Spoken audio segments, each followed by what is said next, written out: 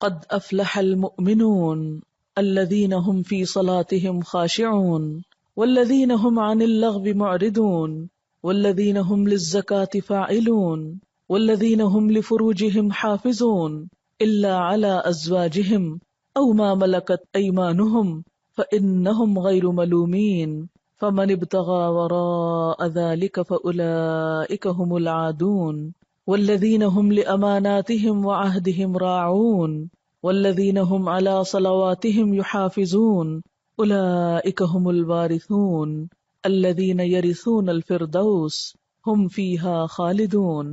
یقیناً فلاح پائی ہے ایمان لانے والوں نے جو اپنی نماز میں خشوع کا طریقہ اختیار کرتے ہیں، لغویات سے دور رہتے ہیں، زکوٰۃ کے طریقے پہ عامل ہوتے ہیں، اپنی شرمگاہوں کی حفاظت کرتے ہیں سوائے اپنی بیویوں کے اور ان عورتوں کے جو ان کی ملک یمین میں ہوں کہ ان پر محفوظ نہ رکھنے میں وہ قابل ملامت نہیں ہے، البتہ جو اس کے علاوہ کچھ اور چاہیں وہی زیادتی کرنے والے ہیں، اپنی امانتوں اور اپنے عہد و پیمان کا پاس رکھتے ہیں اور اپنی نمازوں کی محافظت کرتے ہیں، یہی لوگ وہ وارث ہیں جو میراث میں فردوس پائیں گے اور اس میں ہمیشہ رہیں گے۔ سورۃ المؤمنون کی 11 آیات آپ کے سامنے پڑھی گئی ہیں اور ان کا ترجمہ۔ آج ہم اس سورت کی ابتدائی آیات پر بات کریں گے اور ہمارا آج کا موضوع ہوگا نماز میں خشوع کیسے پیدا کیا جائے۔ عموماً لوگ شکایت کرتے ہیں یا پریشان ہوتے ہیں کہ ہم نماز تو پڑھ لیتے ہیں لیکن ہماری نمازوں میں خشوع نہیں آتا، یا نماز پڑھ کر سکون نہیں ملتا، یا نماز پڑھتے ہوئے دلوں میں بہت وسوسے آتے ہیں۔ تو آئیے دیکھتے ہیں کہ ان آیات کی روح سے ہم اپنی نمازوں کو کیسے بہتر بنا سکتے ہیں اور نماز میں خشوع پیدا کرنے کا طریقہ کیا ہو سکتا ہے۔ الذین هم فی صلاتهم خاشعون، وہ لوگ کامیاب ہیں جو اپنی نمازوں میں خشوع رکھتے ہیں، خشوع اختیار کرتے ہیں۔ خشوع کا لفظ خ شین عین سے ہے جس کا معنی ہے سکون، ایسی نماز جس میں سکون ہو، دل کے اندر بھی اور ظاہری حرکات میں بھی، یعنی دل میں اللہ کا خوف ہو، اللہ ہی کی محبت ہو، اللہ کی طرف دھیان ہو، اور دل کے اندر یہ احساسات اتنے گہرے ہوں کہ انسان کے ظاہری رویے میں بھی نظر آ رہے ہوں، اس کے اعضاء پر بھی ان کا اثر ہو۔ پھر خشوع کا معنی کسی کے آگے جھک جانا، دب جانا، عاجزی اور انکساری کا اظہار کرنا بھی کیا گیا ہے۔ تو گویا خشوع کا لفظ آتے ہی دل میں پہلا خیال کیا آنا چاہیے؟ سکون، ٹھہراؤ، ریلیکس، عاجزی، جھکاؤ۔ اسی لیے ہم دیکھتے ہیں کہ حضرت مجاہد کہتے ہیں کہ نظر اور آواز کو پست رکھنے کا نام خشوع ہے۔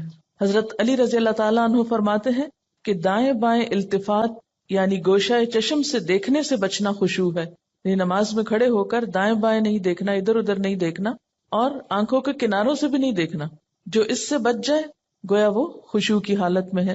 حضرت عطا فرماتے ہیں کہ بدن کے کسی حصے سے نہ کھیلنا خشوع ہے، یعنی نماز میں بے وجہ کھجانا یا کپڑے ٹھیک کرنا، ہلنا جلنا، آگے پیچھے ہونا، کبھی ٹانگ اٹھانا، کبھی انگلیاں مروڑنا، کبھی کچھ کرنا، کبھی ایک ٹانگ پہ بوجھ ڈال کے کھڑے ہو جانا، یہ سب چیزیں خشوع کے خلاف ہیں۔ حضرت ابو ذر رضی اللہ تعالی عنہ سے روایت ہے کہ رسول اللہ صلی اللہ علیہ وسلم نے فرمایا، اللہ تعالیٰ نماز کے وقت اپنے بندے کی طرف برابر متوجہ رہتا ہے جب تک وہ دوسری طرف التفات نہ کرے، یعنی بندہ جب رب کی طرف متوجہ رہتا ہے تو رب بھی بندے کی طرف متوجہ رہتا ہے۔ جب وہ دوسری طرف التفات کرتا ہے یعنی گوشہ چشم سے دیکھتا ہے تو اللہ تعالیٰ اس سے رخ پھیر لیتے ہیں، یعنی آپ کا دھیان اگر اللہ کی طرف رہا تو اللہ کی توجہ بھی آپ کی طرف، جو ہی آپ نے ادھر ادھر منہ کیا، توجہ کی، اللہ نے بھی اپنا رخ پھیر لیا۔ نبی کریم صلی اللہ علیہ وسلم نے حضرت انس کو حکم دیا کہ اپنی نگاہ اس جگہ رکھو جس جگہ سجدہ کرتے ہو، اور یہ کہ نماز میں دائیں بائیں التفات نہ کرو، یعنی نماز کو خشوع کیا ہے؟ نگاہیں سجدے کی جگہ ہوں۔ اگر آپ اس عمل میں کامیاب ہو جائیں تو یقین مانے آپ کی نماز میں خشوع آ جائے گا۔ بہت سے لوگ یہ سمجھتے ہیں کہ شاید آنکھیں بند کر کے نماز پڑھنے سے زیادہ خشوع آتا ہے، جو کہ غلط فہمی ہے۔ ایسا کرنا پسندیدہ بھی نہیں، لگتا بہت آسان ہے کہ کچھ چیز نظر نہ آئے تو ہمارا دھیان زیادہ اللہ کی طرف ہو جائے گا، لیکن آج آپ نماز میں تجربہ کر کے دیکھیں، جو لوگ آنکھیں بند کر کے پڑھتے ہیں وہ آنکھیں کھول کر سجدے کی جگہ دیکھنا شروع کریں۔ اس میں یہ ہوتا ہے نا کہ جب ہم بچپن سے ایک طریقے پہ نماز پڑھ رہے ہیں، کبھی کسی نے ہمیں ٹوکا نہیں، کیونکہ ہم سب سے زیادہ مائنڈ اس وقت کرتے ہیں جب کوئی ہماری نماز کی اصلاح کرنا چاہے۔ عام طور پر اگر آپ لوگوں کو کسی بھی چیز سے روکیں تو وہ اتنا نہیں برا مناتے، لیکن اگر نماز کے بارے میں تھوڑی سی بات بھی کر دیں تو ہائپر سینسیٹیو ہوتے ہیں، غصہ کرتے ہیں، کیوں کہا؟ اگر مثلا کسی نے اگر دوپٹہ باریک لیا نماز میں تو اسے روکا جائے کہ نہیں یہ ٹھیک نہیں، یا اگر ٹخنے ننگے ہو رہے ہیں اور بتایا گیا، یا یہ کہ نماز کا طریقہ درست نہیں، اگر اس میں کسی نے تھوڑی سی بھی مداخلت کر دی تو ناقابل برداشت، تم ہوتے کون ہو مجھے کچھ کہنے والے؟ اس لیے عموماً لوگ اپنی عزت بچانے کو دوسروں کو چھوڑ دیتے ہیں، ٹھیک ہے جو چاہیں کریں، پھر کیا ہو سکتا ہے؟ جب کسی کو خود پرواہ نہیں، جب کوئی خود اپنی اصلاح نہیں چاہتا تو آپ کیا کر سکتے ہیں کسی کے لیے؟ اور بعض اوقات انڈائریکٹلی بیسیوں بار سمجھانے کے باوجود بھی لوگ اپنا طرز عمل نہیں بدلتے. تو یاد رکھیے کہ جب تک طریقہ درست نہیں ہوگا خشوع نہیں آئے گا. تو خشوع لانے کے لیے نمبر 1 کہ سنت کے مطابق نماز پڑھنے کی کوشش کریں، اور اس میں سجدے کی جگہ پہ دیکھنا شروع کریں. نماز میں حرکت کم کریں. عموماً تو مجھے ٹیلی ویژن دیکھنے کا کبھی نہ موقع ملا ہے نہ موقع ہوتا ہے. تو اس رمضان میں جہاں ہم ٹھہرے ہوئے تھے تو وہاں پر ٹیلی ویژن تھے، تو رات کو حرم کی تراویح آتی تھی، تو مجھے بہت ہوتا تھا کہ اتنا قریب ہے ہم اور وہاں شریک نہیں ہو سکتے. تو میں اہتمام کے ساتھ تھوڑی دیر لگا کے دیکھتی تھی کہ اچھا آج کون سی آیات آ رہی ہیں، آج کیا ہو رہا ہے. تو اس میں نے خصوصی طور پہ غور کیا کہ جو امام ہوتے تھے ایسے لگتا تھا کہ پتھر کے بت ہیں جو ان کو بالکل کوئی حرکت نہیں. اور وہاں سے مجھے اپنی نماز کو چیک کرنے کا احساس ہوا کہ ایک جگہ پر نظر ہے. ہمارا حال کیا تھا، کبھی آنکھیں بند کر لیتے اوپر سر کر رہے ہوتے ہیں، کبھی ادھر کر رہے ہوتے ہیں، کبھی نیچے کر لیتے ہیں، کبھی آنکھیں کھول لیتے ہیں، کبھی ادھر ادھر تھوڑا سا دیکھ لیتے ہیں. کیا خاک خشوع آئے گا؟ اگر آپ کسی کو خشوع کے ساتھ نماز پڑھتے دیکھیں تو آپ دیکھیں گے آپ کی نماز میں بھی آئے گا، یا آپ کے پاس اگر کوئی کھڑا ہو تو اس سے بھی آپ کو فائدہ ہوگا. لیکن اگر آپ واقعی چاہتی، کیونکہ اس تدبیر نے مجھے بہت زیادہ فائدہ دیا ہے، آنکھیں بند نہیں کرنی، آنکھیں کھلی رکھنی ہے، لیکن مسلسل سجدے ہی کی جگہ پہ دیکھنا ہے، ادھر ادھر نہیں دیکھنا، اور کم سے کم حرکت، ہلنا نہیں ہے. یہ 2 کام آپ کر لیں تو اندر بھی ٹھہراؤ آئے گا. اسی لیے خشوع کا معنی سب سے پہلے میں نے آپ کو سکون والا بتایا، سکون. اور جو اس طرح نماز پڑھے اس کی نماز کے بعد بھی اس کو ایک خاص سکون نصیب ہوگا. ہم نماز پڑھ کے بے چین اٹھتے ہیں بعض اوقات، کیا پڑھا، کبھی رونے بھی بیٹھ جاتے ہیں، کوئی فائدہ نہیں. یہ رونے دھونے سے کوئی زیادہ فائدہ نہیں ہے، یہ ایک لیم ایکسکیوز ہوتا ہے، رو کے اپنے آپ کو ہم خوش کر لیتے ہیں کہ ہم رو لیے، بس ندامت کے آنسوں نے سب غلطی دھو دی. ٹھیک ہے اس سے دھل جاتی غلطی، لیکن غلطی کی جب تک اصلاح نہ ہو تو محض رونا فائدہ نہیں دیتا، یا محض ندامت فائدہ نہیں دیتی. تو اس لیے 2 چیزوں پہ خصوصی توجہ کرنی ہے اگر چاہتے ہیں خشوع آئے. تو یہاں پر اللہ تعالیٰ فرماتے ہیں کہ صرف نماز پڑھنا ہی کافی نہیں، بلکہ نماز میں خشوع ضروری ہے. کس کے لیے؟ کامیابی کے لیے. اسی لیے آپ دیکھیے کہ ایسی جگہ پر نماز پڑھنے کو کہا گیا ہے جہاں زیادہ آس پاس موومنٹ نہ ہو. مردوں کے لیے تو بہت ہی اچھا چانس ہوتا ہے کہ مسجد میں چلے جائیں، مسجد میں سبھی نماز پڑھیں، کچھ اور تو وہاں ہو نہیں رہا ہوگا، تو اس میں خشوع پیدا ہونے کا ایک قدرتی ماحول ہوتا ہے. لیکن عورتوں کے لیے کیا پسندیدہ ہے؟ جیسے حدیث میں آتا ہے کہ گھر کے اندر والے حصے میں، یعنی جتنا عام ایکٹیویٹی والے حصے کو چھوڑ کر آپ الگ تھلگ ہو کر نماز پڑھیں اتنا ہی اچھا ہے، کیونکہ اس سے کوئی بیرونی جو انٹرفیرنس ہے یا ڈسٹریکشن کے اسباب ہیں وہ نہیں رہیں گے، تو آپ کے لیے آسانی ہو جائے گی. تو جب ہم سکون کے فارمولے پہ عمل کریں گے تو لازمی طور پر پھر ہم نماز میں کچھ اور چیزوں کا بھی خیال رکھیں گے جو عموماً دیکھا گیا ہے کہ لوگ ان کا خیال نہیں رکھتے. تو کن چیزوں سے پھر بچنا ہے؟ مثلاً نمبر 1 ہلنا نہیں، نمبر 2 مختلف سمتوں میں جھکنا نہیں. کیسے؟ یعنی یہ نہیں کہ ایک کبھی دائیں ٹانگ پہ کھڑے ہو جائیں، کبھی بائیں ٹانگ پہ کھڑے ہو جائیں، یہ نہیں کرنا. ٹھیک ہے اگر شروع میں آپ کو بہت لمبی نماز کی عادت نہیں تو مختصر پڑھنا شروع کریں، لیکن ہلے بغیر. کپڑوں کو بار بار سمیٹیں نہیں، نہ ان کو جھاڑیں. ایسا دوپٹہ یا ایسا لباس نہیں پہنے کہ جو بار بار گرے اور بار بار آپ اس کو سمیٹنے میں مصروف ہوں. پھر اسی طرح جائے نماز کو درست طریقے پہ بچھائیں، یہ نہیں کہ نماز کے بیچ میں ہی آپ اسے ٹھیک کرنا شروع کر دیں. ایسی جائے نماز پہ کھڑے مت ہوں کہ جو ہر دفعہ میں اکٹھی ہو جائے اور ہر دفعہ میں آپ اس کو سیدھا کر رہے ہوں. پہلے جو کھجور کے درختوں کے پتے ہوتے تھے ان کے جو جائے نماز ملتے تھے، اگر آج آپ کو میسر ہو اور اس پر نماز پڑھنے کی کوشش کریں تو آپ دیکھیں گے خشوع میں اضافہ ہوگا. بالکل ایک نیچرل میٹ ہوتا ہے نا، اس کی اپنی خوشبو بھی ہوتی ہے اور وہ اکٹھا نہیں ہوتا، اور اس پر آپ کے ہاتھ پاؤں سب جم جاتے ہیں. یہ جتنی مخملی جائے نمازیں آ گئی ہیں اتنی ہی نماز میں خشوع ختم ہو گیا. کبھی پاؤں پھسل رہے ہوتے ہیں، کبھی ہاتھ پھسل رہے ہوتے ہیں. جس چیز پر آپ نماز پڑھتے ہیں اس کو بھی درست کرنے کی ضرورت ہے، وہ بھی مددگار ہے. اسی لیے آپ صلی اللہ علیہ وسلم نے نماز کے وقت سامنے نقش و نگار اور جائے نمازوں کے اوپر نقش و نگار اور ان چیزوں کو ناپسند کیا ہے. کیونکہ یہ بھی نماز میں خلل انداز ہوتے ہیں. پھر اسی طرح تن کے بھی نہیں کھڑے ہونا چاہیے، یعنی بہت اکڑ کے نہیں کھڑے ہو، بلکہ نارمل نیچرل ریلیکس طریقے سے کھڑے ہوں. بہت اونچی قرات نہ کریں. مثلاً اگر آپ تہجد میں یا نفل کسی میں ذرا سا زیادہ تلاوت کرنا چاہتے ہیں، بہت چیخ چلا کے نہیں کریں. یا کہیں آپ امامت کرا رہے ہیں تو اس صورت میں بھی قرات میں عاجزی ہونی چاہیے، کیونکہ وہ بھی خشوع میں اضافہ کرے گی. اسی طرح گا گا کر تلاوت کرنا یہ بھی درست نہیں. مصنوعی تکلف سے تلاوت کرنا. پھر اسی طرح نماز میں جمائیاں لینا اور لیتے چلے جانا نہیں، ان کو کنٹرول کریں. اسی طرح جلدی جلدی کرنا، کیونکہ خشوع کیا ہے؟ سکون. اور سکون میں کیا ہے کہ آپ جب قیام کریں تو ہلنا بند کر دیں، رکوع کریں تو اتنی دیر رکوع کریں کہ جسم ہلنا بند کر دے. رکوع سے جب اٹھیں تو کھڑے ہو کر دوبارہ اتنا کھڑے ہوں کم از کم کہ آپ کا جسم ہلنا بند کر دے. پھر جب آپ سجدے میں جائیں ٹک جائیں اور اس وقت سر اٹھائیں جب تسبیحات پوری ہو چکی ہوں اور ہلنا بھی ختم ہو چکا ہو. یہ نہیں کہ آپ ایک کانسٹنٹ موومنٹ میں کھڑے ہوئے تو رکوع میں ہلتے ہلتے پھر کھڑے ہو گئے، پھر سجدے میں ابھی ہلنا بند نہیں تو پھر کھڑے ہو گئے اور پھر واپس پلٹ گئے. یہ ماری ماری نماز جو ہے جلدی کی، اس سے قطعاً خشوع نہیں آتا. خشوع کے لیے آپ کو ٹھہر ٹھہر کر آہستہ نماز پڑھنی ہوگی. اسی طرح اگر کوئی چیز نماز میں اذیت دے رہی ہو تو اس کو ہٹانا ضروری ہے، کیونکہ بعض اوقات جب ہم کہتے ہیں نا سکون اور ٹھہر جانا، تو اس میں ہم ایسا ٹھہرتے ہیں کہ کوئی چیز اگر ہمیں اس میں پریشان کر رہی ہے، چبھ رہی ہے، یا کوئی خارش ہو گئی یا کچھ، تو ہم اس کی طرف بھی توجہ نہیں دیتے. نتیجہ کیا؟ تو کچھ سمجھ نہیں آتا پڑھ کیا رہے. تو یہ ان نیچرل قسم کا سکون بھی طاری نہیں کرنا. اس میں کوشش کریں کہ کم سے کم موومنٹ سے اس سبب کو دور کر دیں. مثلا اگر کہیں خارش ہوئی ہے تو ایک ہاتھ سے بس اس جگہ ہلکا سا دبا کے خارش کر دیں. یہ نہیں کہ ہلا ہلا کے خارش شروع کر دیں، یا کہ بالوں کو سمیٹنا شروع کر دیں، یا بالوں سے کھیلنا، یا کپڑوں سے. یا بعض لوگ جیسے مرد حضرات حرم میں نماز پڑھ رہے تھے نا، تو وہ مختلف لوگوں کو دیکھ کے آپ اندازہ کر سکتے ہیں کہ کون کس طرح پڑھ رہا ہے نا، اور اس سے اپنے آپ کو کمپیئر کرتے ہیں کہ جب میں ایسی حرکت کروں تو میں بھی تو یہی لگتی ہوں گی. بعض لوگ داڑھی سے کھیل رہے ہوتے ہیں، بعض اوقات بال ٹھیک کر رہے ہوتے ہیں، بعض لوگ کپڑا ہی ٹھیک کرتے چلے جاتے ہیں. تو یہ ساری چیزیں جو ہیں ہل جل کی، یہ نماز کی خشوع میں اثر انداز ہوتی ہیں. پھر ایک اور مرحلہ ہے اور وہ ہے اندر کے خیالات اور سوچوں کا. بہت سے لوگ اس پر پریشان ہوتے ہیں. اگر آپ اس طریقے پہ عمل کریں گے، سجدے والی جگہ پہ دیکھنا ذرا شروع کریں، آپ دیکھیں گے خیالات کم ہو جائیں گے. بہرحال ہر شخص کا اپنا اپنا حساب ہو سکتا ہے. مجھے اس سے بہت فائدہ ہوا ہے، کیونکہ اللہ کے رسول صلی اللہ علیہ وسلم کی کوئی بات بھی حکمت سے خالی نہیں. تو خیالات دو طرح کے ہوتے ہیں. ایک ہوتا ہے خیالات کا آنا اور ایک ہوتا ہے خیالات کا لانا. آنے والوں کو تو آپ روک نہیں سکتے، پاسبل ہی نہیں. اور ایک ہوتا ہے خود انوائٹ کرنا، کسی کو بلانا، دعوت دینا.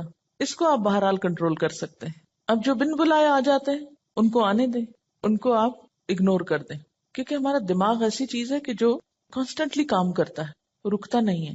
آپ سو رہے ہوں تب بھی وہ خوابیں دیکھتا رہتا ہے، آپ جاگ رہے ہوں، آپ کسی سے بات کر رہے ہوں تو ضروری نہیں کہ آپ کی پوری توجہ وہاں ہو. بہت دفعہ ایسا ہوتا ہے کہ بات کرتے ہوئے آپ کا دھیان وہاں بھی ہوتا ہے اور کہیں اور بھی ہوتا ہے.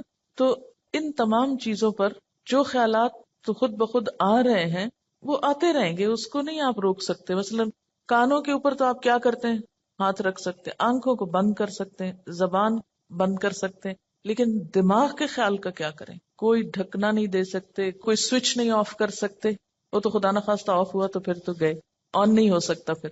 اب یہ بڑی مشکل ہے. اس لیے ان کے پیچھے نہ پڑے، ان کو زیادہ سوچے نہ، ان کو اہمیت نہ دے، ان کو اپنے اوپر حاوی نہ ہونے دے، ان کا تذکرہ نہ بہت زیادہ کریں.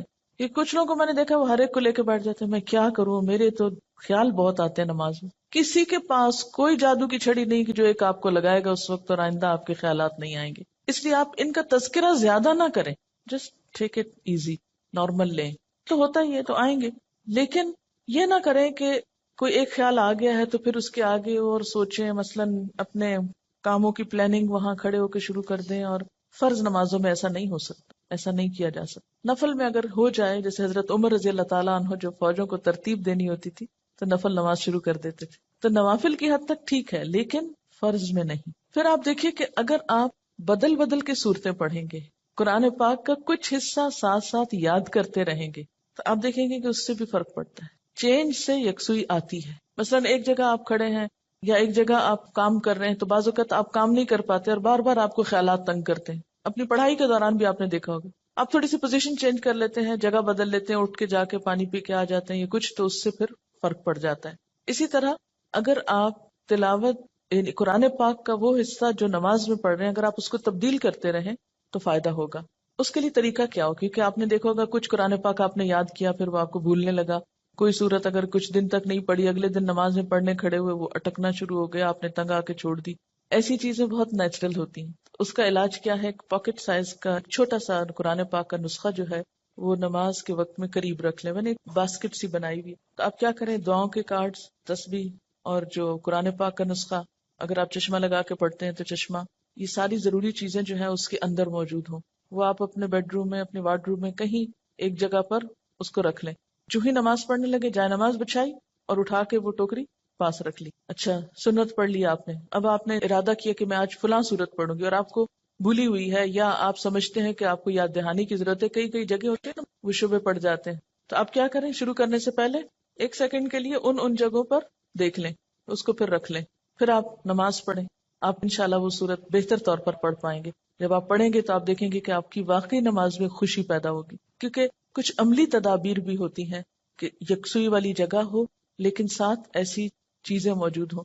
مثلا اگر آپ نوافل پڑھ رہے ہیں اور آپ تھک گئے ہیں بیچ میں, تو بجائے اس کے کہ اپنے اوپر زور زبردستی کر کے پھر کھڑے ہو جائیں, آپ بیچ میں تھوڑا بیٹھ بھی سکتے ہیں, یا یہ کہ سلام پھیر کر آپ دعاؤں کا کارڈ نکالیں, کچھ دعائیں پڑھ لیں, اس میں آپ ریلیکس بھی ہو جائیں گے اور ساتھ یہ ہے کہ دعائیں بھی مانگی جائیں گی اور اگلے 2 نفل جو ہیں وہ زیادہ یکسوئی کے ساتھ پڑھے جائیں گے. تو اس طرح کی کچھ عملی تدابیر جو ہیں وہ آپ کی نماز کو اچھا کر دیتی. اسی طرح اگر ماحول کو تھوڑا اور خوشگوار بنائیں, مثلا یہ کہ جا نماز کے اوپر اگر آپ تھوڑا سا عطر لگا لیں, یا یہ کہ آپ اس کو جھاڑ پٹک کے رکھیں, کچھ عرصے بعد اس کو دھو لیں, صاف کر لیں.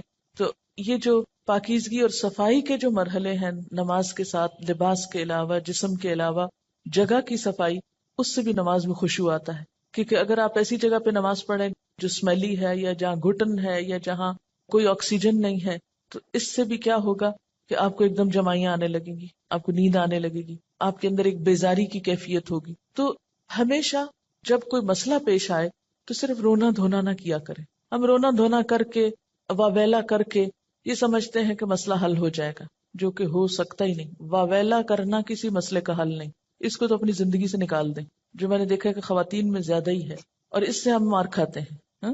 یعنی کوئی مسئلہ پیش آیا, ہائے کیا کروں, ہائے کیوں ہو گیا, ہائے, یہ سب نکال دیں. مسئلہ پیش آنے پر, مسئلہ نماز میں خشوع نہیں, مسئلہ پیش آ گیا, مسئلہ پیش آنے پر مسئلے کو پہچانے, اس کے اسباب جانے, یعنی مسئلے کو آئیڈینٹیفائی کرے. پہلے یہ ہے مسئلہ, خشوع نہیں آ رہا, پہچانے وجوہات کیا ہیں, کیوں نہیں آ رہا.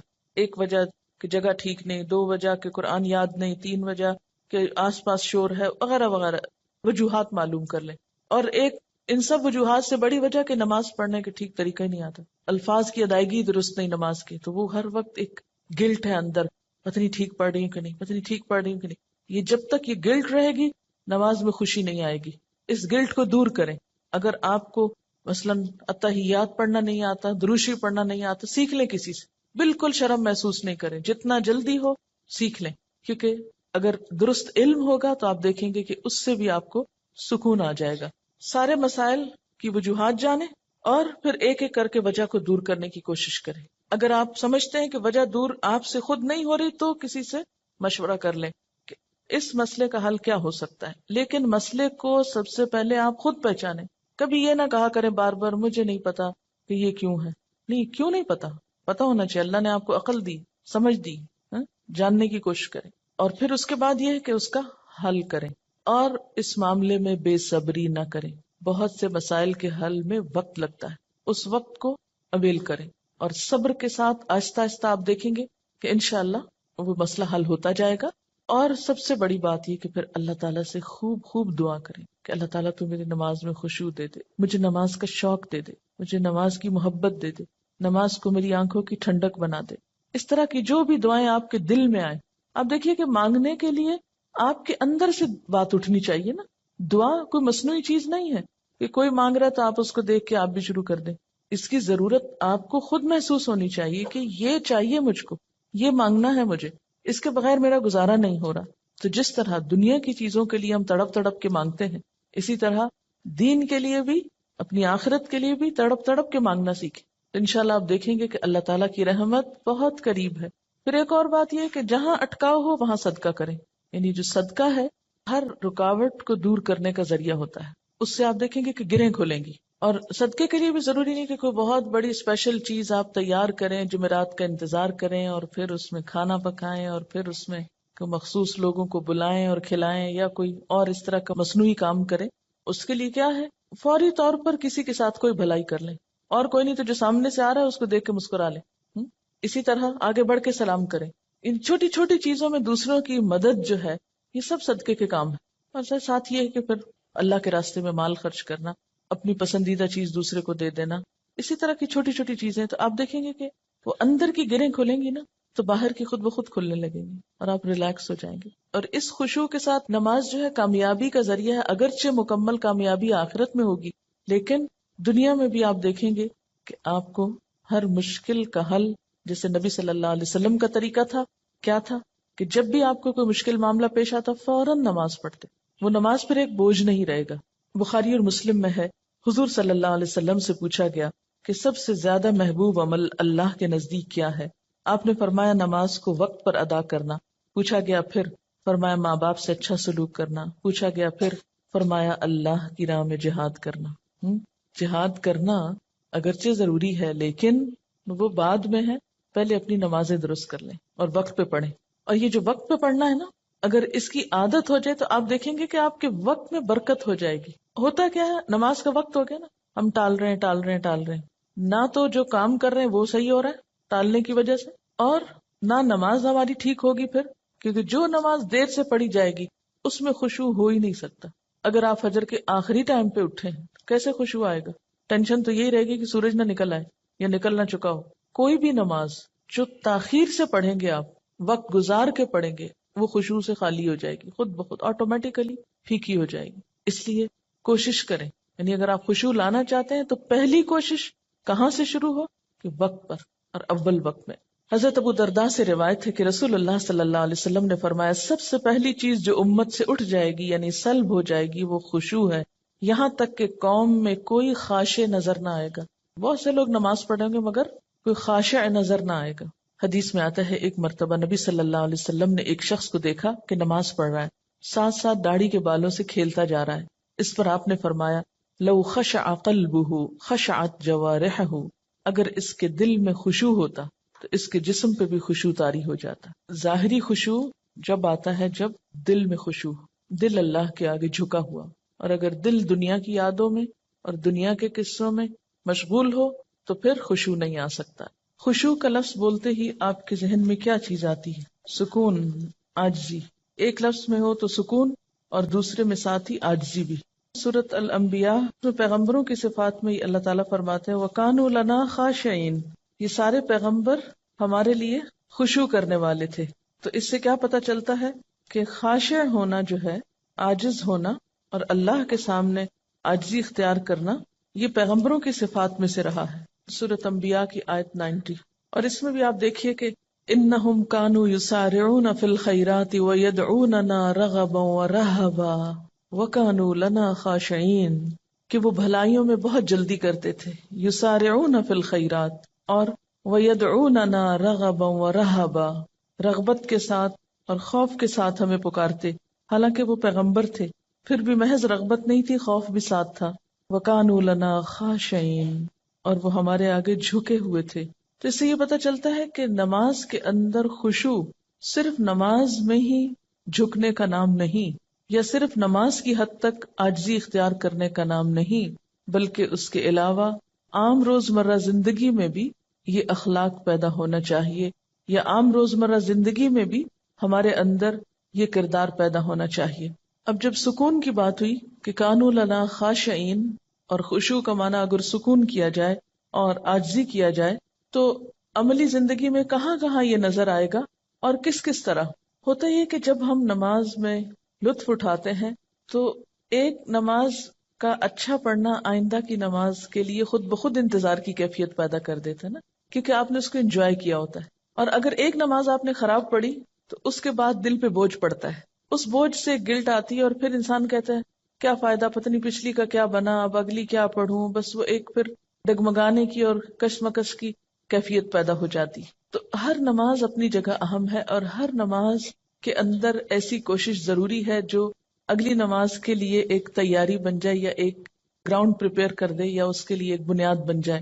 وہ خشوع صرف نماز میں ہی تو نہیں رہتا نا، نماز میں ایک کیفیت طاری ہوئی، اس کے بعد آپ عام زندگی میں لوگوں سے معاملہ کر رہے ہیں، تو اب اس میں کچھ کنٹینیوٹی ہونی چاہیے نا، ٹھیک ہے اس لیول کی تو نہیں، لیکن اس کا اثر زندگی کے دوسرے معاملات پر بھی پڑنا چاہیے، کیونکہ نماز جو ہے یہ ہماری پوری شخصیت کو ریفارم کرتی ہے، اس کی اصلاح کا سبب بنتی ہے۔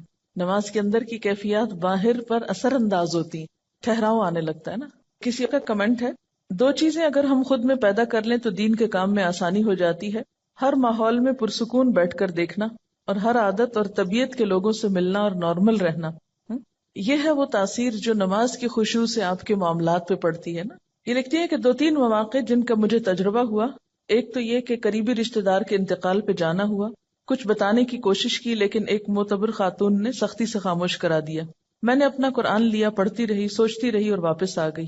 سوئم پہ گئی تو کتاب میرا جینا میرا مرنا ساتھ لے گئی، خالی صفحات پہ اپنا پیغام ہمدردی لکھا، اور یہ کہ جو بھی یہ کتاب پڑھے دوسروں کو بتائے اور مرنے والے کے لیے مغفرت کی دعا کرے۔ یہ چھوڑ کر آ گئی، یعنی میسج کے ساتھ کتاب۔ 2 مہینے بعد فون آیا ان کی بہو کا کہ جو بھی لوگ دوسرے شہروں سے آئے ہیں میں نے پڑھ کر کتاب سنائی ہے، ہر کوئی کتاب کا مطالبہ کر رہا ہے، جتنی کتابیں انہوں نے مانگی بھجوا دی۔ لے جانے والے نے بتایا کہ ہر کوئی یہ کتاب لینا چاہ رہا ہے، اور میری بیوی ہر ایک کو کتاب سناتی ہے۔ کام ہو گیا۔ اگر یہ اس معتبر خاتون کی بات نہ مانتی اور اس وقت الجھ پڑتی تو اس صبر کا یہ جو پھل ملا ہے یہ نہ ملتا۔ کہتے ہیں نا صبر کا پھل میٹھا ہوتا ہے۔ اس وقت تو بہت سخت تکلیف سے گزرتا ہے انسان، اور ہم عام طور پر جھلا اٹھتے ہیں کہ نہیں مجھے تبلیغ کا موقع نہیں ملا اور اتنا اچھا موقع چلا گیا۔ ایک تو یہ کہ اللہ تعالیٰ کے فیصلوں کو اگر قبول کرنا آ جائے نا ہمیں تو زندگی پر لطف ہو جائے۔ موقع مل گیا الحمدللہ، نہیں ملا تو اس میں بھی کوئی مصلحت ہوگی ضرور، میں اس حال پہ بھی راضی ہوں، میں نے کوشش کر لی، اگر چانس نہیں ملا کوئی بات نہیں، لیکن کوشش نہیں چھوڑی۔ جب ہم جھلا اٹھتے ہیں اور اپسیٹ ہوتے ہیں تو اس میں نقصان کیا ہوتا ہے کہ ہم پازیٹیولی کام کرنا چھوڑ دیتے ہیں، کوشش ترک کر دیتے ہیں۔ جب کوشش چھوڑتے ہیں تو اگلا نیکی کا موقع ختم ہو جاتا ہے، اور کوشش پر آمادہ رہنا اور صبر کی کیفیت بھی دراصل خشوع سے آتی، کیونکہ نماز بھی تو صبر کا نام ہے نا۔ یعنی آپ نے بولنا نہیں، آپ نے ادھر ادھر نہیں دیکھنا، آپ نے ہلنا نہیں۔ میں تو سمجھتی ہوں کہ ہلنے سے رکنا سب سے بڑا صبر ہے نماز کا، ورنہ باقی جتنی بھی کیفیات آتی ہیں نا ان سب کو ہم ہل جل کے وہ بیلنس کر لیتے ہیں۔ یعنی نیند آئی ہے، اونگ آئی ہے، اور کوئی بوریت ہوئی ہے کچھ، تو وہ ہل کے آگے پیچھے کر کے جھوم جھام کے آنکھیں بند کر کے تھوڑا ریلیکس کر کے، تو وہ جو کیفیت طاری ہونی چاہیے تھی وہ ہونے نہیں دیتے۔ ان کا ایک اور تجربہ ہے، لکھتے ہیں کہ اسی تجربے کے بعد، یعنی جس تجربے کا انہوں نے پیچھے ذکر کیا ہے، جب 2-3 منٹ ملے کچھ نہ کچھ کارڈ پر لکھ کر رکھ لیتی ہوں۔ چونکہ یہ پریکٹیکل ٹپس ہے نا تبلیغ کی، اس لیے میں اس کو آپ سے شیئر کرنا چاہتی ہوں، اور جہاں جاؤں لے جاتی ہوں۔ اس وقت نہ بھی لوگ پڑھیں تو بعد میں ضرور پڑھتے ہیں۔ اب مثلا نے بنایا کہ وما قدر اللہ حق قدری ہی، اللہ تعالیٰ کا شکوہ، اور اندر لکھا ہوا ہے اللہ تعالیٰ کا بندوں سے شکوہ، اور نہیں انہوں نے قدر کی اللہ کی جیسا کہ حق ہے اس کی قدر کرنے کا۔ فرمایا میں اور جن و انس عجیب معاملے پہ ہیں، پیدا میں کرتا ہوں، عبادت کسی اور کی، رزق میں دیتا ہوں، احسان مند کسی اور کے، صحت اور قوت میں دیتا ہوں، شکر گزار کسی اور کے۔ اب یہ شرک کی نفی کا ایک پیغام ہے۔ تو اسی طرح اگر آپ کہیں پر بھی ہیں اور گفتگو شروع ہوتی تو آپ کیا کہہ کے انٹروڈیوس کرائیں گے؟ یہ کارڈ ہے میں نے بنایا، مجھے یہ آج بہت اچھی لگی، آپ بھی پڑھ کے دیکھیں، بہت اچھے انداز میں، ہلکے پھلکے انداز میں۔ لیکن اگر آپ کے اپنے بیگ میں کوئی چیز نہیں دینے کو، محض باتیں ہی ہیں، تو وہ شاید اتنی افیکٹو نہ ہو۔ اور یہ جہاں رہ جائے گا، جہاں کوئی پڑھے گا، کچھ نہ کچھ ضرور سوچے گا۔ اور ایک چھوٹا سا ہلکا سا میسج ہے جس میں کچھ خرچ بھی نہیں آتا۔ آنکھیں کھول کے جو نماز پڑھنا ہے، اگر اس پر غور کیا جائے تو نماز اصل میں کیا ہے؟ اللہ تعالیٰ سے ملاقات ہے۔ اگر کسی سے ملاقات کے وقت آپ آنکھیں بند کر لیں تو اسے دیکھ کر کیا محسوس ہوگا؟ یعنی آپ ذرا امیجن کریں نا کہ آپ کسی سے مل رہے ہیں اور کوئی شخص آپ کو دیکھ ہی نہیں رہا، یا سر نیچا اس طرح کیا ہوا ہے کہ کوئی اس کے ساتھ آپ کا کانٹیکٹ فیل ہی نہیں ہو رہا۔ تو اسی طرح اگر ہم اللہ تعالیٰ کے آگے کھڑے اور آنکھیں بند کر کے کھڑے ہیں، اور آپ یقین کیجئے کہ جو ہی آپ آنکھیں بند کرتے ہیں نا تو آپ اپنے خیالوں میں خود بخود کھونے لگتے ہیں۔ وہ ایک ریلیکسیشن کی کیفیت ہوتی ہے نا فوراً۔ حتیٰ کہ میں نے یہ تک تجربہ کیا ہے کہ اگر میں نے سجدے پر نگاہ اگر کانشیسلی نہیں رکھی، ذرا سی نگاہیں پھیری تو یوں لگا جیسے گئے۔ یعنی اگر غور سے سجدے کی جگہ کو فالو کیا جائے تو اس کا ایفیکٹ اور ہے۔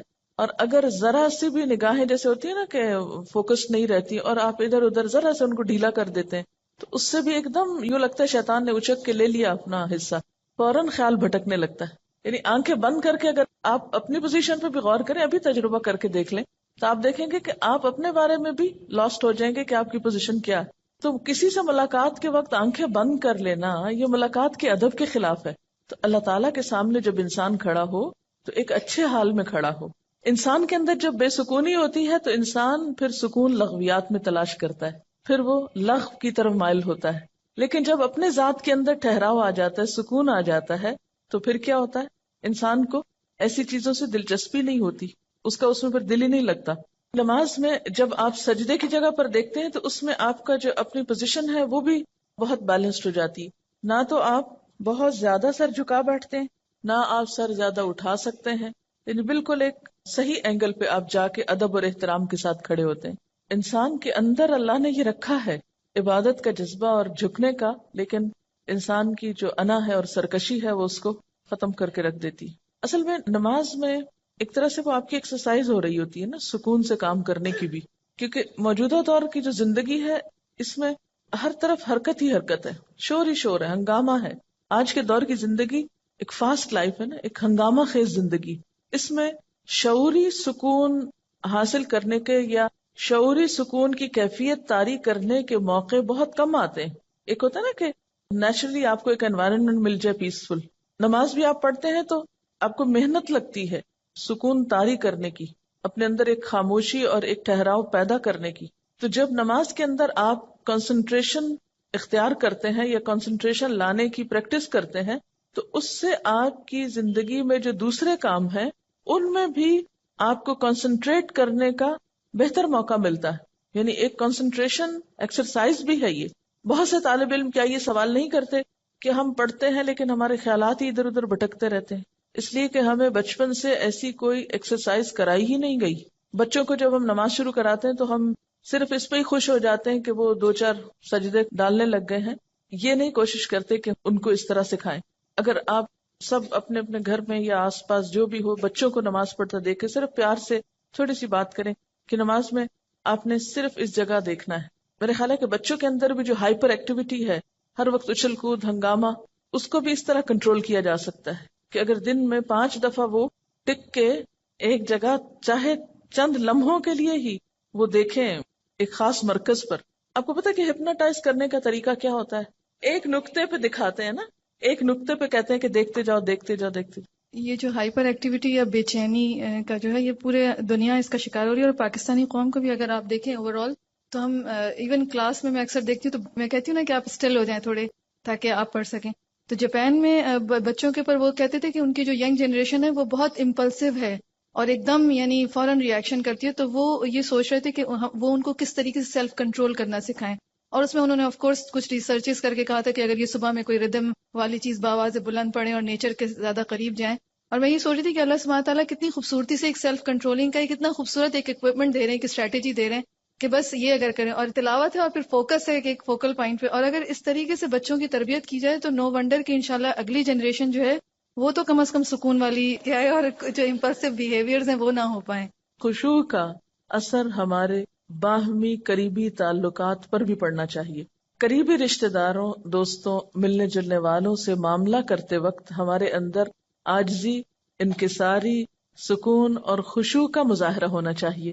جب انسان قرآن پڑھنے لگتا ہے یا دین کی طرف آتا ہے تو لازمی طور پر دل میں ایک ہلچل پیدا ہوتی. جیسے پانی کے اندر آپ ایک پتھر پھینکتے ہیں تو اس سے ایک شور اٹھتا ہے، پھر آہستہ آہستہ وہ پتھر نیچے اترتا ہے، تہ میں جا کے بیٹھتا ہے، پھر وہ جم جاتا ہے وہاں، پھر اس پر کائی آنے لگتی ہے، پھر اگر کوئی اس پہ پاؤں رکھے وہ تو پھسل سکتا ہے لیکن وہ اپنی جگہ سے نہیں ہلتا. تو بالکل اسی طرح ہمارے اندر بھی ایک ایسا سکون اور ایک ایسی کیفیت آنی چاہیے کہ ہم کسی کی بات کے جواب میں کسی کے ساتھ معاملہ کرتے وقت ایسا نیگیٹو ریئیکشن شو نہ کریں کہ دین کی ایک بدترین مثال پیش کریں. ایمان کے لطف اور حلاوت محسوس ہوتی ہے نا ان آیات کو پڑھ کر. یعنی اس خشوع کا اثر زندگی پر پڑنا چاہیے نا. نماز میں کیا ہوتا ہے؟ دل میں اللہ کی یاد ہے، زبان پہ اللہ کا ذکر ہے اور ایک ٹھہراؤ ہے. تو بالکل اسی طرح نماز کے بعد بھی جب ہم زندگی کے عام معاملات اختیار کرتے ہیں تو اس میں بھی ہمارے دل میں اللہ کی یاد ہونی چاہیے، خاموش لمحات میں اس کا ذکر ہونا چاہیے. اور اس کے علاوہ ہمارے پوری شخصیت کے اوپر ایک ٹھہراؤ نظر آنا چاہیے.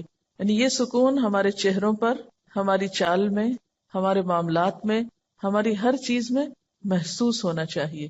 تب ہم اسلام کے صحیح نمائندے ہوں گے. پیس یعنی ایک اپنے آپ کو ٹیسٹ کرنے کا مقام بھی ہے یہاں پر.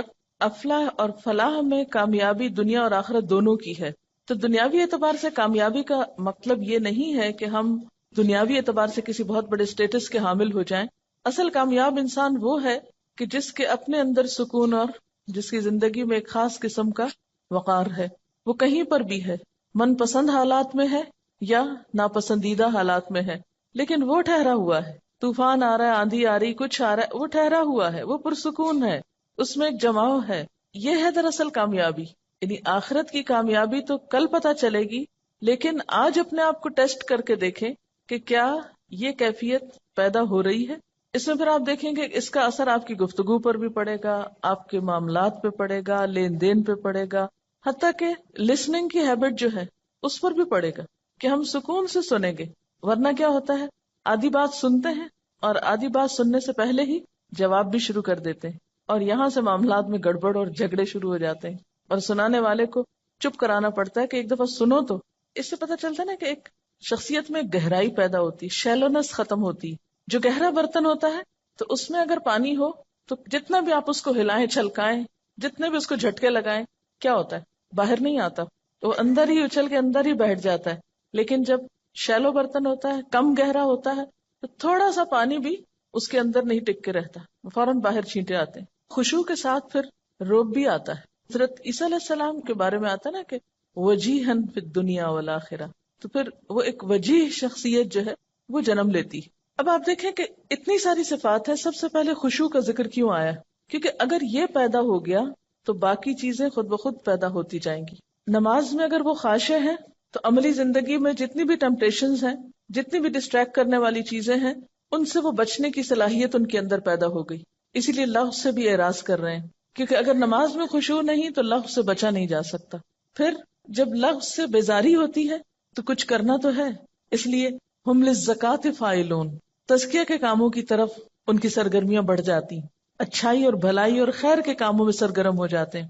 پھر ان کی خاص ذاتی زندگی میں بھی بہت طہارت اور پاکیزگی ہے، پاک دامنی ہے، حیا ہے، باوجود اس کے کہ معاشرے کے اندر حرام طریقے موجود ہیں سیٹسفیکشن کے، لیکن وہ ان سب سے اجتناب برتتے ہیں، اور جس چیز کو اللہ نے ان کے لیے جائز اور حلال قرار دیا وہ اسی سے جم کے رہتے ہیں.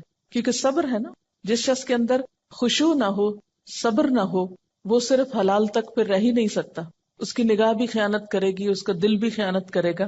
اسی لیے آپ دیکھیں گے پھر آگے امانت اور عہد کی پابندی، امانت اور عہد کا پاس رکھنا. امانتوں کی ادائیگی جو ہے اس میں بھی آپ دیکھیں گے کہ ٹھہراؤ کی ضرورت ہے. مثلا امانت میں خیانت جو ہے وہ صرف مال کی نہیں بلکہ مثلا نگاہ کی خیانت. اگر آپ کے اپنے دل میں ایک چین ہے، ایک سکون ہے، تو آپ ادھر ادھر نگاہیں نہیں اٹھائیں گے، حرام چیز کی طرف آپ نگاہ نہیں لے جائیں گے. اتفاق سے چلی بھی جائے تو واپس لے آئیں گے، حلال پہ روک لیں گے. گفتگو میں خیانت، اس سے بھی بچ جائیں گے، کیونکہ ٹھہراؤ ہے اندر تو سوچ کے بات کریں گے نا. جب اندر ہی ٹھہراؤ نہیں تو جو منہ میں آیا بولتے چلے جائیں گے. پھر اسی طرح طبیعت میں قناعت پیدا ہوتی، جو قناعت ہوگی تو کسی کے مال سے دلچسپی نہیں ہوگی، کسی نے امانت رکھی اس کی طرف بھول کے بھی خیانت کا خیال نہیں آئے گا. پھر امانت میں یہ چیز بھی ہے کہ جو چیز اپنے لیے پسند کرو وہی دوسرے کے لیے، جیسے المستشار مؤتمن، مشورہ جس سے لیا جائے وہ امانت دار ہوتا ہے. جس کے اپنے اندر ٹھہراؤ ہوگا وہی دوسرے کو اچھا مشورہ دے گا، دوسرے کے لیے خیرخواہی اور بھلائی کی جذبات رکھے گا. الدین والنصیحہ، دین سراسر خیرخواہی کا نام. اور اگر آپ کے اپنے اندر وہ سکون نہیں، وہ سوچنے سمجھنے کی صلاحیت نہیں، تو دوسروں کے معاملے میں آپ کے فیصلے بے صبری پر مبنی ہوں گے، جس کی وجہ سے آپ بار بار خیانت کا مرتکب ہو سکتے ہیں. پھر اسی طرح اپنی ڈیوٹیز کو پورا کرنا، یہ بھی ایک ٹھہراؤ والا شخص ہی کر سکتا ہے، ورنہ اپنی ذمہ داریوں کے اندر بھی خیرخواہی نہیں ہو سکتی. عہد کی پابندی بھی وہی کر سکتا ہے جس کے اندر ایک ٹھہراؤ ہو، جو رک کے سوچ سکے. عام طور پر عہد کی پابندی کیوں نہیں ہو پاتی؟ کیونکہ ہم بھولتے رہتے ہیں ہر وقت. یہ بہت زیادہ بھولنے کے سلسلے بھی ٹھیک ہے، حافظے کی خرابی ایک الگ چیز ہے، ایج فیکٹر الگ چیز ہے، بیماری الگ چیز ہے، لیکن ایک عام نارمل انسان ہر عہد کر کے کیوں بھول جائے؟ اس لیے کہ وہ فوکسڈ نہیں ہے، وہ اپنے کاموں میں، اپنی زندگی میں آرگنائزڈ نہیں ہے. اور پھر اینڈ دوبارہ اسی پر کہ والذین هم علی صلواتہم یحافظون، پیچھے صلاتہم آیا، یہاں صلوات جمع کا صیغہ ہے، ساری نمازوں کی حفاظت کرتے ہیں. یعنی صرف خشوع پر ہی فوکس نہیں بلکہ نماز سے متعلق جتنی بھی چیزیں ہیں ان سب کے بارے میں کانشیس ہوتے ہیں. جیسا کہ آپ سب کو معلوم ہے کہ مارکیٹ میں جو ہے نا وہ سکسیس لٹریچر بہت زیادہ اویلیبل ہے کہ کیسے بہت زیادہ سکسیسفل بنے، اور ویسٹ میں بہت زیادہ اس پر کام ہوا ہے کیونکہ وہ لوگ کامیاب ہونا چاہتے تھے. ہم لوگ تو چونکہ احساس ہی نہیں ہے اس لیے ہم کامیاب بھی نہیں ہونا چاہتے تھے. انہوں نے بہت ریسرچ وغیرہ کی ہے. تو میں نے اتفاق سے کچھ ایک آدھ کتاب پڑھی ہے اس سے متعلق. تو اس میں یہ ہے کہ سائیکالوجسٹ کی ریسرچز اور بہت سارا انہوں نے سالوں سال ریسرچ کر کے بہت ساری ڈفرینٹ چیزیں انہوں نے، کسی نے کہا 7 لائز of success, 7 keys of success, 7 habits of highly effective people, this and that. لیکن اور اس کے اندر وہ کہتے تھے کہ آپ کو ایموشنلی، آپ کو مینٹلی اتنا اسٹرانگ ہونا چاہیے کہ آپ کو دنیا کوئی کچھ بھی کہے تو آپ اندر سے اتنے سیکیور ہوں کہ آپ کو کوئی آپ کو ہلا نہ سکے، بلکہ آپ اپنے مقاصد پہ فوکس کریں. اور ایک جو سائیکالوجسٹ جو یہودی تھا وکٹر فرینکل، اس نے بھی یہ کہا تھا کہ آپ کے کوئی بھی کام جو آپ کو اسٹیمیولس ہوتا ہے اور آپ کے رسپانس سے پہلے آپ رکنا آپ کو ضروری ہے، اور یہ اللہ سبحانہ تعالیٰ نے انسان کے اندر رکھا ہے. لیکن میں ہمیشہ یہ سوچتی تھی کیسے ہوگا، جیسے وہ کہتے تھے کہ اپنی ذات پر آپ کو فوکس کرنا ہے اور دوسروں کو نہیں دیکھنا ہے اپنی. تو اب یہ کیسے، یہ کام کیسے ہو؟ ہمیشہ وہ ایک کوشچن مارک رہ جاتا تھا کہ ٹھیک ہے انہوں نے بتائی ہوئی ٹپس، لیکن وہ اس چیز کا ویکیوم پورا نہیں کرتی تھی مجھے کبھی بھی، کہ مجھے اس کا ایک طرح سے وہ کی پوائنٹ مل گیا نا، لائک دس واز دا کی وچ واز مسنگ. کہ اچھا اگر سکسیس شروع کرنی ہے تو اس کا پہلا اسٹیپ تو یہی ہوگا کہ while you are saying your prayers you should focus on Allah subhanahu wa ta'ala ذات and whatever you are doing. اور لائک جیسے فزیکلی اگر ہم کر رہے ہیں تو ایک سجدے کی جگہ کو ہم فوکس کریں. اس فوکس کرنے سے اب اگر آپ دیکھیں کہ وہ جو اسٹلنس ہے، میں نے ایک کتاب پڑھی تھی اس میں تھا کہ آپ کی فزیکل اسٹیٹ جو ہے وہ آپ کی مینٹل اسٹیٹ کو جنم دیتی ہے.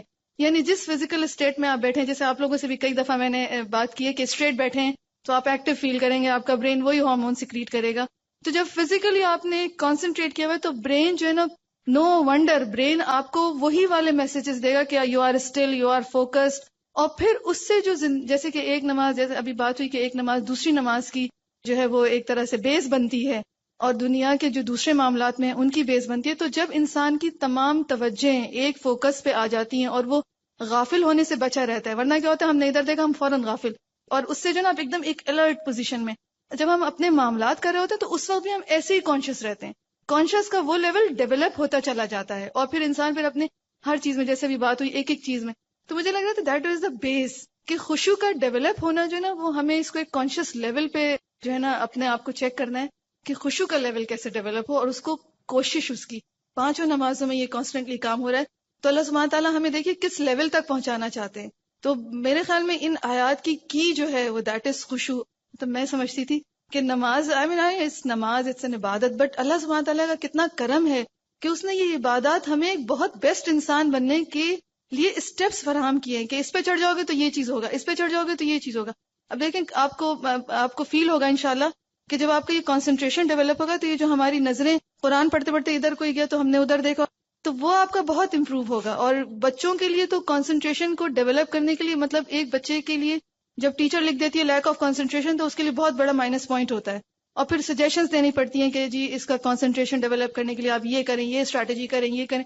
لیکن اگر کانسنٹریشن ڈیولپ بچپن سے ہی ہو رہا ہو اور اگر ایڈلٹ ہو کے بھی اگر ہم اس کو کر رہے ہوں تو انشاءاللہ تعالی باقی چیزیں کرنا بہت آسان اور انٹر لنکڈ ہو جائیں گی. جیسے زندگی میں بھی مقصد ہے، اور مقصد پر نظر رکھنا اور گول کو سامنے رکھنا، جیسے نشانہ جس کو بولتے ہیں نا ٹارگٹ، تو وہ بھی آپ کا صحیح جب لگتا ہے جب آپ فوکسڈ ہوتے ہیں نا. تو یوں محسوس ہوتا ہے کہ نماز کا یہ خشوع ہمیں زندگی میں بامقصد ہونے میں بھی مددگار ہوتا ہے کہ ہم جس مقصد کے لیے جی رہے ہیں وہ کسی وقت بھی نظروں سے اوجھل نہ ہو. میں سوچتی تھی کبھی کہ کیوں 5 نمازیں فرض ہیں، یعنی جتنی شدت نماز کے معاملے میں برتی گئی ہے دین میں اتنی کسی اور چیز کے بارے میں نہیں. اس سے پتہ چلتا ہے کہ اگر نماز گئی تو دین کا ستون گرا، دین گیا. وہ دین جو آپ کی حفاظت کے لیے ہے، آپ کو پروٹیکٹ کرنے کے لیے ہے، اس کا سرا آپ کے ہاتھ سے چھوٹا. اسی لیے کہا گیا نا کہ جو نماز جان بوجھ کے چھوڑ دے گویا اس نے کفر کیا. تو دنیا کا بھی خسارہ ہو گیا، آخرت کا بھی ہو گیا. یعنی مجموعی طور پر یہ ساری کیفیت ایک نفس مطمئنہ کو جنم دیتی، کیونکہ نماز گناہوں کی بخشش کا ذریعہ بھی ہے نا. بعض اوقات آپ بھول چوک کے غلطی کر جاتے ہیں، یا انسان ہونے کے ناطے آپ سے بھول چوک ہو جاتی، اس کا بھی ضمیر پہ ایک بوجھ پڑتا ہے.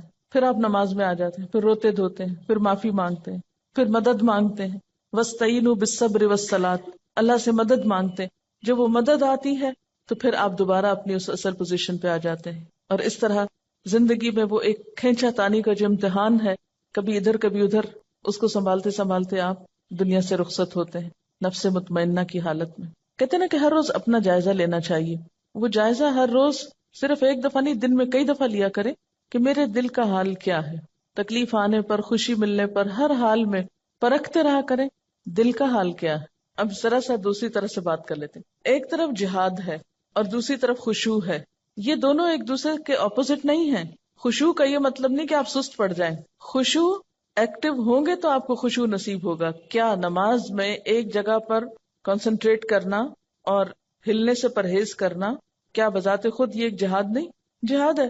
پھر جہاد کا معنی کیا ہے؟ کانسٹنٹ اسٹرگل، اٹمو اسٹرگل. تو آپ کی کوششوں میں کنسسٹنسی، آپ کی کوششوں میں استقامت، استقرار کب آ سکتا ہے؟ جب آپ فوکسڈ ہوتے ہیں. اگر آپ کا ذہن ہی منتشر ہے، آپ کو کسی پل چین ہی نہیں، تو بڑے سے بڑا جہاد کریں، آپ کیا کریں گے؟ کچھ بھی نہیں کر پائیں گے. حدیث میں کیا آتا ہے کہ سب سے پہلے جس چیز کو لوگ ضائع کریں گے یا جو چیز میری امت میں ضائع ہوگی وہ نماز ہے. یوں لگتا ہے نا کہ اصل چیز کی اسٹرنگ کٹ گئی تو ہر چیز بے ربط ہو گئی، بے موقع ہو گئی. جب نماز نہ رہی، نمازوں کو ضائع کیا گیا یا ان کی حفاظت نہیں کی گئی یا ان کے اندر خشوع نہیں رہا، تو نتیجہ کیا ہوا؟ یعنی افراد اور امت اپنے مقصد سے ہٹ گئے، انفوکسڈ ہو گئے. وہ چیز جو ان کی زندگی میں ایک روح پیدا کرنے والی تھی، جس کی وجہ سے وہ جہاد یا کوشش کی روح زندہ تھی، ختم ہو گئی. کسی نے پھر قبلہ دولت کو بنا لیا، کسی نے ملک فتح کرنے کو، کسی نے کوئی اور جنگ لڑنے کو. تو جب اللہ کی یاد ہی نہ رہی، باقی وہی سامنے نہ رہا، تو پھر تو قبلے مختلف ہو گئے. پھر اختلافات اور جھگڑے اور فساد اور انا پرستی اور بہت سی چیزوں نے جنم لیا. جسے جہاد کا بھی پہلا سٹیپ یا پہلا درجہ اپنی ذات ہے. اور اپنی ذات کا جہاد کیا ہے؟ نفس امارہ کو کنٹرول کرنا. نماز بہترین طریقہ ہے نفس امارہ کو کنٹرول کرنے کا، اگر صحیح طریقے پہ پڑھی جا رہی. نفس امارہ کی خواہشات میں کیا کچھ آتا ہے، ان سب چیزوں سے پرہیز ضروری ہے نماز کے اندر. تو وہ ایک مسلسل ٹریننگ ہے آپ کی.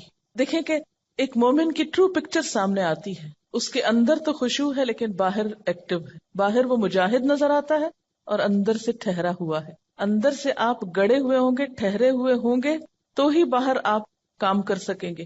اگر اندر بھی ہل جل ہے تو باہر سستی آ جائے گی. یہ اندر کا سکون اور باہر کی ایکٹیویٹی ایک بیلنس قائم کرتی ہے شخصیت میں. اگر اپوزٹ ہو جائے تو نقصان، اور اگر دونوں میں سکون آ جائے تو نقصان. یعنی ایک پرفیکٹ پرسنالٹی کیا ہے؟ اندر سکون ہے، باہر کام ہے، باہر ایکشن ہے. اگر باہر سکون آ جائے اور اندر بے چینی ہو، جو عام طور پہ ڈپریشنز میں ہوتا ہے کہ اندر آپ کھول رہے ہیں اور باہر سے بیکار بیٹھے ہیں یا گولیاں کھا کے سوئے ہوئے ہیں یا نم ہیں، تو وہ تو زندگی نہیں. یا اگر دونوں ہی ایکٹیو ہیں، اندر بھی ہلچل ہے، باہر بھی ہلچل ہے، تو بھی آپ ایک متوازن پرسنالٹی نہیں ہے. تو ساری آپشنز کو آپ دیکھیے. تو بہترین آپشن کیا ہے؟ اندر خشوع اور باہر کام. کسی نے لکھ کے بھیجا ہے سورۃ المؤمنون میں خاشعین کی ایک ٹپ میں آپ نے بتایا تھا کہ سجدے والی جگہ پر کنسنٹریٹ کرنا تھا. یہ سن کر میں نے اپنی زندگی اور نماز میں اس کو اپلائی کیا اور بہت فائدہ ہوا. یہی بات ایک دفعہ میں نے ایک میگ میں پڑھی تھی کہ زمین کو یا ایک ہی جگہ پر کنٹینیوسلی دیکھنے سے، اسپیشلی زمین کو دیکھنے سے، ہمارے خیالات اس میں ایبزارب ہوتے ہیں. کیونکہ کھلی آنکھوں سے آنے والے خیالات ذہن میں ریز کی شکل میں ایبزارب ہوتے ہیں، اور بند آنکھوں میں وہی خیالات امیجنیشن کی شکل اختیار کر لیتے ہیں. تو آنکھیں کھلی رکھنا بے حد ضروری ہے. یعنی بعض لوگ کہتے ہیں نا کہ آنکھیں بند کر کے زیادہ ہمیں خشوع ہوتا ہے، وہ امیجنیشن میں انسان چلا جاتا ہے. اور کھلی آنکھوں سے جب آپ کنسنٹریٹ کرتے ہیں تو اس میں خشوع زیادہ پیدا ہو سکتا ہے. حقائق سے آنکھیں بند تو نہیں کر سکتے نا آپ، حقائق کو کھلی آنکھوں سے سامنے رکھتے ہوئے آپ فوکس کریں خود کو. یہ کسی نے سوال لکھا ہے کہ does it mean we don't feel fear or are apprehensive for any or in any situation? یعنی اس کا مطلب یہ ہے کہ اگر ہم خشوع اختیار کریں تو کبھی زندگی میں ہمیں کوئی ہمارے اوپر بے چینی یا کوئی ایسی کیفیت آ ہی نہیں سکتی یا ہمیں کوئی خوف محسوس نہیں کرنا چاہیے. نہیں، وہ ایک قدرتی بات ہے. کوئی بھی آپ ناپسندیدہ چیز سنیں گے، کوئی بھی آپ خوف دلانے والی، بے چین کرنے والی خبر سنیں گے تو کیفیت تو آئے گی. کہ اس کا علاج کیا ہے، کیا بتایا گیا؟ یعنی یہ نہیں کہا کہ یہ کیفیات آئیں گی نہیں، کہ یو ڈونٹ فیل فیئر. خوف ہوگا، آپ کے تفکرات ہوں گے، آپ کی وریز ہوں گی، لیکن جو ہی کچھ ایسی کیفیت آنے لگے اور ابھی فرض نماز کا وقت دور ہو تو ان بٹوین کیا کرو؟ پھر مصلی پہ آ جاؤ، پھر فوکس ہو جاؤ، پھر اس سے مانگو، ٹھہراؤ آنے لگے گا. نبی صلی اللہ علیہ وسلم کا طریقہ کیا تھا کہ جب کوئی پریشانی کی بات آتی فوراً نماز کی طرف رجوع کرتے، اور پھر نماز کا اگر انسان حق ادا کرے تو خود بخود وہ چیزیں جو ہیں دوبارہ آپ کو اصل پر لے آئیں گی. اور اس میں ایک چیز یہ بھی ہے نا کہ خوف کی جو کیفیت ہے یا کسی بھی فکر اور پریشانی کی، وہ باہر سے زیادہ آپ کے اپنے اندر جس لیول کا وزن آپ اس کا محسوس کرتے ہیں وہ زیادہ امپورٹنٹ ہے. تو نماز آپ کے اندر ایسی اسٹرینتھ لے آتی ہے کہ وہ چیز ہوتی تو ہے لیکن اس کا پریشر یا اس کا جو وزن ہے آپ اپنے اوپر کم محسوس کرتے ہیں، یا اس سے اچھی طرح آپ ڈیل کر سکتے ہیں، یا اچھی طرح اس کو فیس کر سکتے ہیں، یا اس سے نبٹ سکتے ہیں. پھر وہ آپ کے اوپر حاوی نہیں رہتی. کسی لکھا ہے کہ بہت سے لوگ اندھیرے میں نماز پڑھتے ہیں کہ خشوع زیادہ ہوتا ہے. بالکل اندھیرے میں نماز پڑھنا بھی منع ہے، پتہ ہے آپ کو؟ بالکل اندھیرے میں نماز نہیں پڑھی جا سکتی. اچھا دیکھیے کہ خشوع پیدا کرنے کے کچھ تو آرٹیفیشل طریقے ہیں خود ساختہ جو درست نہیں ہے. وہ وقتی طور پر تو ہو سکتا ہے آپ کو بہت خوشنما یا بھلے معلوم ہو، اور کچھ وہ طریقے ہیں جو سنت سے ثابت ہیں. اور آپ دیکھیے کہ احسان کی کیفیت بھی جبھی آ سکتی ہے کہ ان تعبد اللہ کأنک تراہ، کہ تم اللہ کی عبادت ایسے کرو گویا تم اس کو دیکھ رہے ہو. آنکھیں بند کر کے تو نہیں دیکھ رہے ہو نا. فإن لم تکن تراہ فإنہ یراک. تو آخری بات یہ ہے کہ ظاہری خشوع جب آتا ہے جب دل میں خشوع، دل اللہ کے آگے جھکا ہوا. اور اگر دل دنیا کی یادوں میں اور دنیا کے قصوں میں مشغول ہو تو پھر خشوع نہیں آ سکتا. وآخر دعوانا ان الحمد للہ رب العالمین. سبحانک اللہم وبحمدک نشہد ان لا الہ الا انت نستغفرک ونتوب الیک. والسلام علیکم ورحمۃ اللہ وبرکاتہ.